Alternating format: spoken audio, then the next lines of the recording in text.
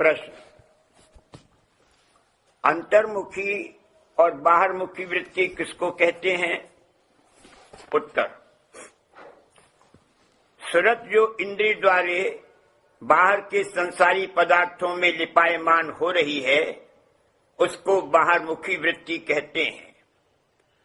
उसको अंतर में उलटना और संसारी पदार्थों से हटाना और मालिक के चरणों में सच्चे होकर प्रेम प्रीत और भाव करना और उसके नाम और धाम और स्वरूप की हर वक्त याद करना, इसको अंतर्मुखी वृत्ति कहते हैं।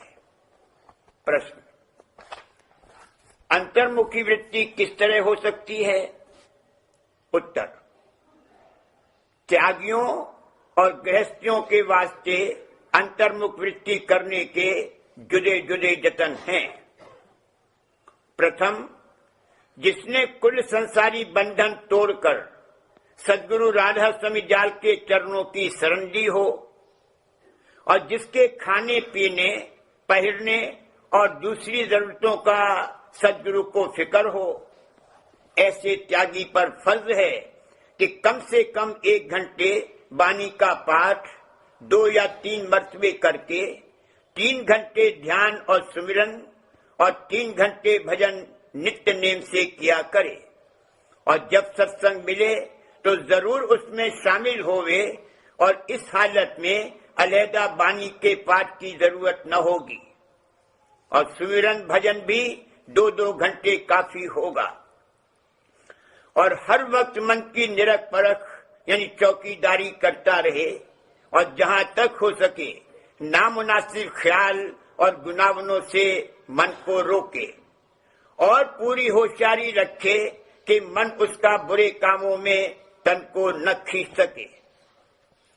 कामादिक विकारों और इंद्रियों के बाहरमुखी विलास से मसलन राग और नाच देखना और सुनना, मेले और तमाशों में जाना, बाजार की सैर करते फिरना, किस्से कहानी की किताबों को पढ़ना, चौपड़, शतरंज, गंजफा वगैरह खेल खेलना, भंग, गांजा, चरस, अफ्यून, चंडू, मदक वगैरह नशे की चीजें जिनसे खुशकी, गफलत और सुस्ती हो और अच्छे खाने पहनने की वासना मन में रखना वगैरह वगैरह बातों से बिल्कुल परहेज करे और संसार के बेठहराव होने की और अपनी मौत की हमेशा याद रखे।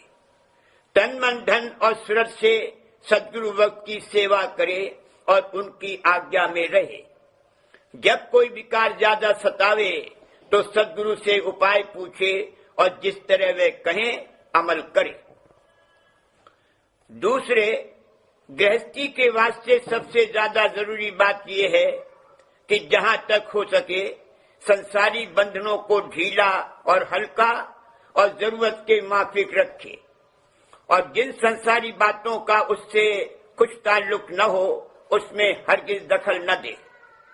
हर एक काम को सच्चाई से करे और उसके नतीजे को मालिक की मौत पर छोड़ दे।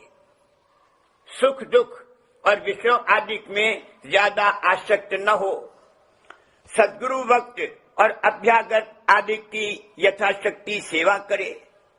सुबह और शाम कम से कम 1 घंटे सुमिरन और ध्यान और 1 घंटे भजन और जो बन सके तो 3-4 घंटे यही काम करे और सत्संग जब जब मिले जरूर करे और थोड़ा वाणी का पाठ समझ समझ कर जरूर रोज करे, खासकर जबकि सत्संग न मिले। प्रश्न, सच्चा प्रेम किसको कहते हैं? उत्तर, प्रेम 2 किस्म का है, अंतर्मुखी और बाहरमुखी। जो अपनी तमाम वृत्तियों को जो इंद्रियों में लगी हुई हैं अभ्यास से अंतर्मुख करके असली रूप मालिक यानी शब्द में लगावे और उसके रस और आनंद में हरदम भीना और मगन रहे, वो अंतर्मुखी प्रेम है। सद्गुरु वक्त के वचन और वाणी विलास और लीला देखकर मगन होना और उनके वचन का मन में असर और कम से कम कुछ देर तक ठहराव होना और दिल और दीदे से उनका दर्शन करना और उमंग से सेवा करना, ये प्रेम बाहरमुखी है। प्रश्न, कितने दिनों तक अभ्यास करने से अंतर के स्थानों में सूरत पहुंच सकती है? उत्तर, इसका नेम नहीं है। यह बात सच्चे शौक, सच्चे प्रेम और सफाई और निर्मलता दिल और मेहनत पर मुनहसर है। जो उत्तम अधिकारी हो तो वह बात जो वर्षों में प्राप्त होनी कठिन है, दिनों में हासिल हो सकती है। फिर भी आम तरह पर बीच के दर्जे के सच्चे शौक वाले को थोड़े दिनों में कुछ कुछ रस और आनंद आने लगेगा और 3-4 बरस अभ्यास करने से उसको आप अंतर में मालूम हो जाएगा कि कितने दिनों में किस स्थान पर उसकी सूरत गौण अंग से पहुंच सकती है। प्रश्न, क्या सबब है कि बाज़े अभ्यासियों को बहुत मुद्दत में भी कुछ फायदा नहीं होता? उत्तर, वो विधि पूर्वक और पूरे परहेज के साथ सत्संग और अभ्यास नहीं करते। असल में उनको अभ्यासी भी नहीं कहना चाहिए। वो बिल्कुल बाहरमुख और दिखलावे के आदमी हैं। नहीं तो सच्चा अभ्यास तो जरूर और बहुत जल्दी अपना असर और फायदा दिखलाता है। अभ्यासी यानी सत्संगी 4 किस्म के होते हैं। प्रथम, जो पोथी में पढ़कर या जुबानी सुनकर सारी बातें याद यानी कंठ कर लेते हैं।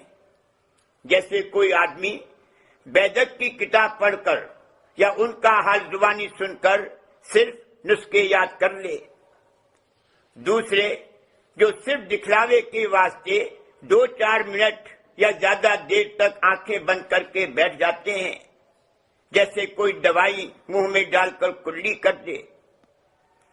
तीसरे, जो मेहनत करके अभ्यास करते हैं पर हमेशा या कभी कभी विषयों आदि में आसक्त हो जाते हैं, जैसे कोई दवा भी पी ले पर पूरा परहेज न करे। चौथे, जो अभ्यास मेहनत और सच्चे शौक और प्रेम के साथ करते हैं और विषयों आदि से हमेशा बचते रहते हैं, जैसे कोई दवाई भी पी ले और पूरा परहेज भी करे। इस वास्ते चौथे किस्म के अभ्यासी पूरा फायदा उठा सकते हैं।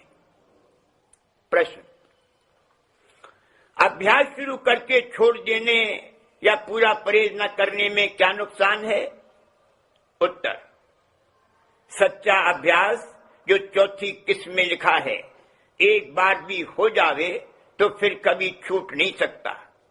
पर जिनको सच्चा प्रेम या लगन नहीं है और वह कुछ दिनों में अभ्यास करना छोड़ दें तो उनकी रूहानी तरक्की बंद हो जाएगी और आनंद जाता रहेगा और जितना अभ्यास कर चुके हैं उसका फल जरूर मिलेगा। और जिस परहेज को जितना तोड़ेंगे उतने ही अंदाजे से कम आनंद प्राप्त होगा।